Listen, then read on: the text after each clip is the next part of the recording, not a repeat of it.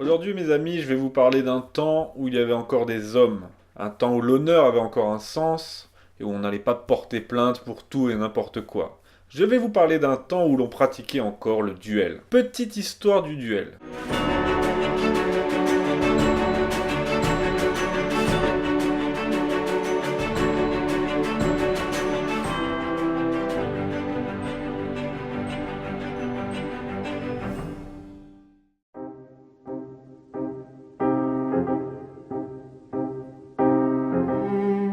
Bon, je vais pas m'attarder sur les formes très anciennes de duel, dans l'Antiquité, dans les anciens temps. On en retrouve chez les Germains, mais c'était plutôt des combats singuliers.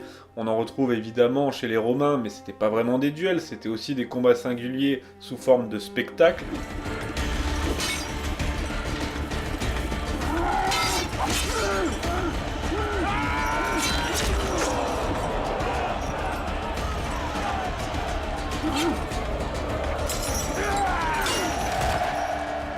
Quel spectacle! Au Moyen-Âge, on pratiquait ce qu'on appelle le duel judiciaire. C'était totalement intégré dans les procès, c'était encadré par la justice et c'était une manière de départager deux parties et on considérait que le vainqueur était celui qui avait eu les faveurs de Dieu, donc c'était en quelque sorte un jugement de Dieu. Prêt?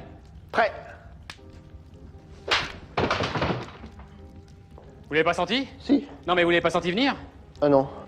Ouais, enfin, c'était pas exactement comme ça non plus. Vers le XVIe siècle est apparu ce qu'on appelle le duel du point d'honneur. C'était un duel qui était pratiqué par l'aristocratie, par les nobles. Les nobles étaient très batailleurs, bagarreurs, et ils défendaient leur honneur à tout bout de champ. Il y avait des milliers de duels chaque année. Tous les rois de France ont tenté de l'interdire, mais les édits étaient très peu appliqués, très peu respectés, et pour la noblesse, c'était également un moyen de défier le pouvoir royal grandissant. On se battait vraiment pour tout et n'importe quoi, parfois jusqu'au grotesque, et c'est pourquoi les rois, non seulement pour des questions de morale religieuse, mais aussi pour tout simplement que la noblesse ne s'entretue pas et qu'on perde des milliers de nobles à cause de ça, les rois ont toujours tenté de l'interdire, je l'ai dit, sans grand succès. Puis est venu le temps de la Révolution. À la Révolution, tous les édits royaux ont été abolis, et parmi ces édits royaux, évidemment, il y avait ceux interdisant le duel. Donc non seulement la Révolution a permis, dans la loi, dans le cadre de la loi, que les duels soient autorisés,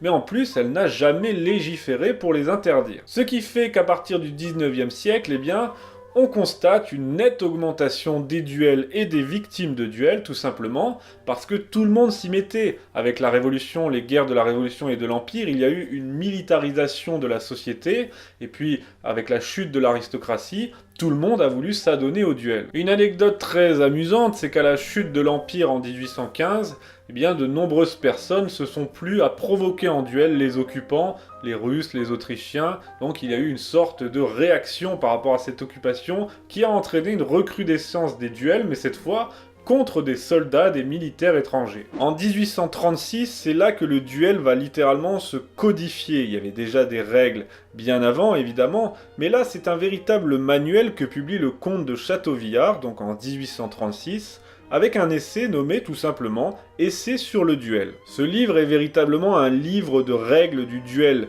codifié. L'offensé doit choisir le lieu, la date et les armes. Parmi les armes, eh bien, on a le droit à l'épée, au sabre et au pistolet. Le duel se fait au commandement, c'est-à-dire que l'arbitre doit taper 3 fois dans ses mains. La première fois pour armer son arme s'il s'agit d'un pistolet, la deuxième fois pour viser et la troisième pour tirer. Chaque duelliste a le droit à 2 témoins. Il y a 2 témoins par personne qui sont là pour s'assurer que tout est fait dans l'ordre et en plus que l'un ou l'autre n'exagère pas. Ils sont là aussi pour inciter à arrêter toute cette violence et à réconcilier les deux hommes. Et évidemment, il y a 2 formes de duel. Le duel à mort, qui s'arrête tout simplement par la mort d'un des 2 duellistes, et le duel au premier sang qui est apparu dès le XVIe siècle. Donc dès qu'il y a une coupure, un petit bobo, eh bien la personne est déclarée perdante. Tout ceci a donné une floraison de nouveaux romans qui mettaient en scène des duellistes qui se battaient à l'épée. C'est les fameux romans de cap et d'épée, écrits par des écrivains qui eux-mêmes pratiquaient le duel. Les écrivains à l'époque,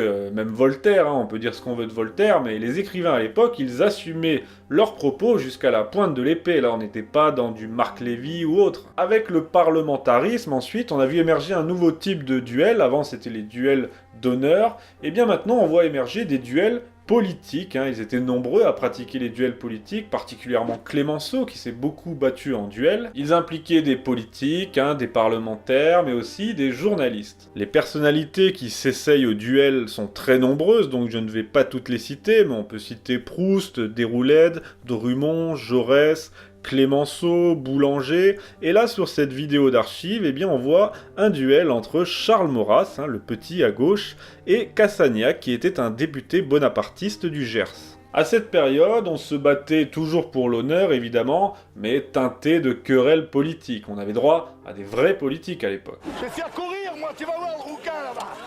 Pédé. Tiens, en parlant de Jean-Ma, sachez que le dernier duel en France a eu lieu en avril 1967.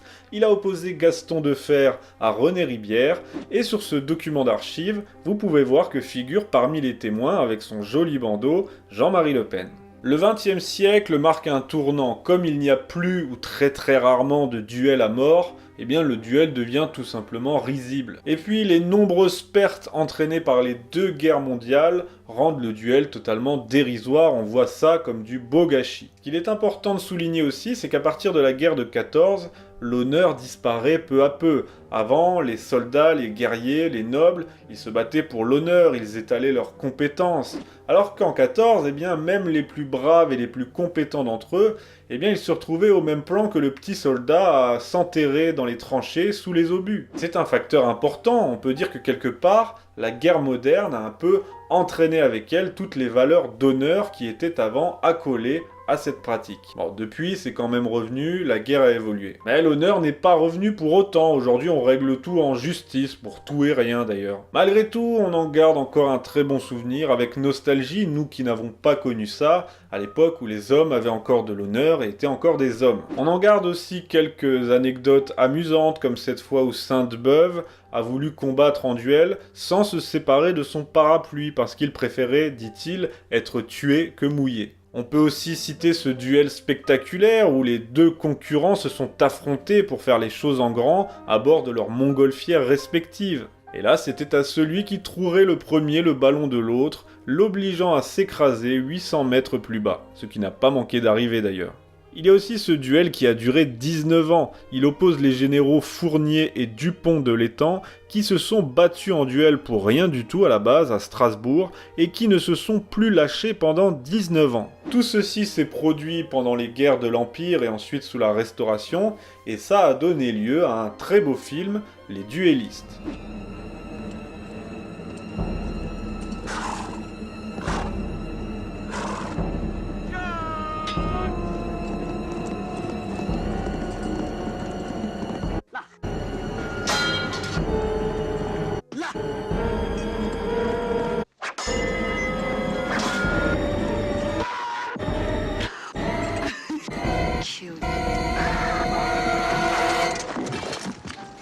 Un très beau film, plein d'esthétisme et de très beaux plans qui nous parle de toutes ces valeurs d'honneur, réalisé par Ridley Scott, qui s'est d'ailleurs lui-même inspiré de Stanley Kubrick avec son inénarrable Barry Lyndon.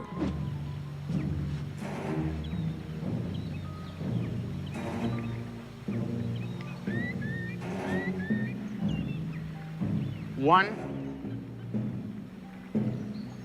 two, three.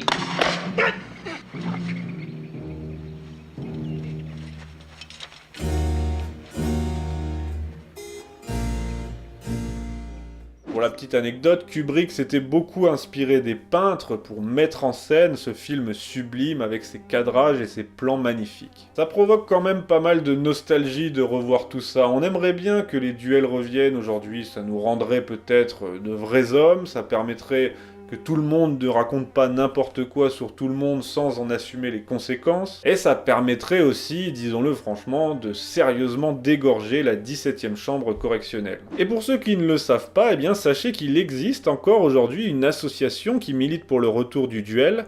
j'ai nommé l'association pour le rétablissement du duel en matière de presse et qui est dirigée, présidée par Bernard Lugan. Bernard Lugan que vous connaissez sans doute est ce qu'on pourrait appeler un nostalgique du duel, et d'ailleurs il n'a pas manqué de provoquer en duel de nombreux hommes politiques et journalistes qu'il avait diffamés ou attaqués. Étrangement, personne n'a donné suite à sa demande. Faut dire que la spécialité de Bernard Lugan, c'est le duel au sabre et à cheval. Quand même. Enfin bref, voilà tout. Merci à tous d'avoir suivi ce nouvel épisode de La Petite Histoire. J'espère qu'il vous a plu, moi c'était très agréable de le faire, c'était vraiment très intéressant. J'espère que ça a été intéressant pour vous également. Si c'est le cas, si vous voulez soutenir l'émission, n'hésitez pas à mettre un petit pouce bleu en dessous puisque ça aide beaucoup au référencement sur YouTube et il n'y a pas de raison que nous ne figurions pas un jour sur la page des tendances populaires de YouTube. Pourquoi pas? Et puis commentez, partagez, enfin tout ça. Et n'oubliez pas, si vous aimez TV Liberté, de prendre votre petite carte d'adhérent pour cette année 2017. A bientôt.